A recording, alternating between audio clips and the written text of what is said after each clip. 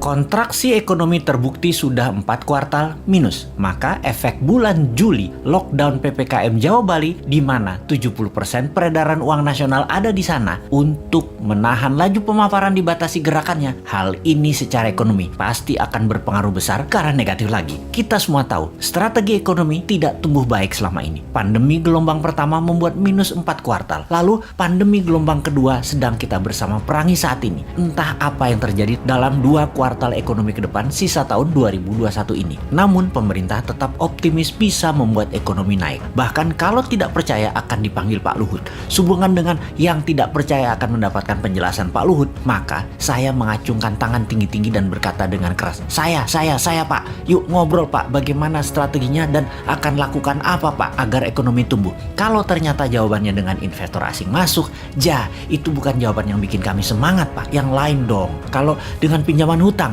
itu juga bukan sesuatu yang baru. 7 tahun ini hutang naik jadi 6.500 triliun dari 2.700 triliun sisa Pak SBY. Itu juga bukan sesuatu yang wah, malah sesuatu yang loh. Jadi kalau ada yang tidak percaya mau dengar langsung dari Pak Luhut, terang saya menjadi orang nomor 1 ingin penjelasan. Saya Pak, kami berharap strategi baru yang dipakainya, bukan yang kemarin-kemarin yang terbukti membuat 4 kuartal minus, juga bukan yang membuat impor bertambah naik, juga bukan membuat tenaga kerja asing bertambah banyak di Indonesia. Yang baru Pak, yang segar, ada Pak. Juga bukan seperti selama 7 tahun ini telah berjalan memainkan kekuatan politik. Pernah membelah Golkar jadi 2 di awal dulu, membelah PKS jadi 2, membelah Demokrat jadi 2, membelah P3, membelah PAN, baik langsung ataupun tidak langsung mendukung atau mendiamkan perpecahan politik terjadi. Jangan lagi seperti itu. Jangan terlalu berpolitiklah bernegara. Utamakan keselamatan rakyat, humanitarian. Ekonomi juga jangan terlalu mementingkan asing lah. Hutang, investor asing, kedua hasil bumi, sumber daya alam, tanah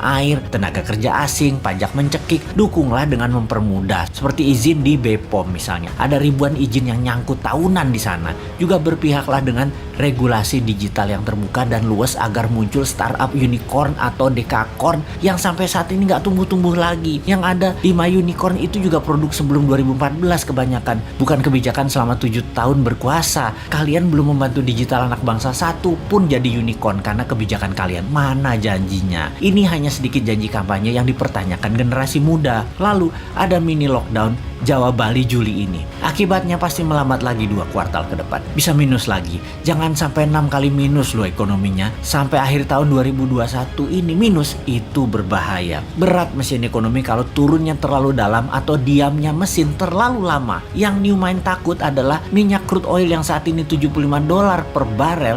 Akhir tahun ini mendekati $100 per barel. Mati kita. Sudah dolar kurang jumlahnya di tanah air. Dagang pakai yuan. Sementara Amerika dan dunia Arab tetap petrodolar. Beri petrol ya pakai dolar. Lah kalau rupiah jadi 17.000 terhadap dolar karena perlu dolar dan dolar langka, nggak ada dolar masuk karena yuan yang masuk. Beli minyak 800.000 barel per hari pakai apa bayarnya? Apa mau Saudi dibayar pakai yuan? Ya enggak lah. Yuan belum multi currency. Baru 1,7% transaksi dunia yang pakai yuan. Cukup nekat sih analisa meyuankan transaksi dan tergantung satu negara Tiongkok mitra dagangnya, padahal Tiongkok bukan penyedia semua macam-macam kebutuhan, terutama kebutuhan energi. Cina nggak punya energi, Cina aja import. Berat nih kalau crude oil mendekati $100 per barelnya di akhir tahun 2021 ini. Di sisi lain, COVID mudah-mudahan melandai sejak akhir Juli ini. Semangat vaksin kita dukung kok bos.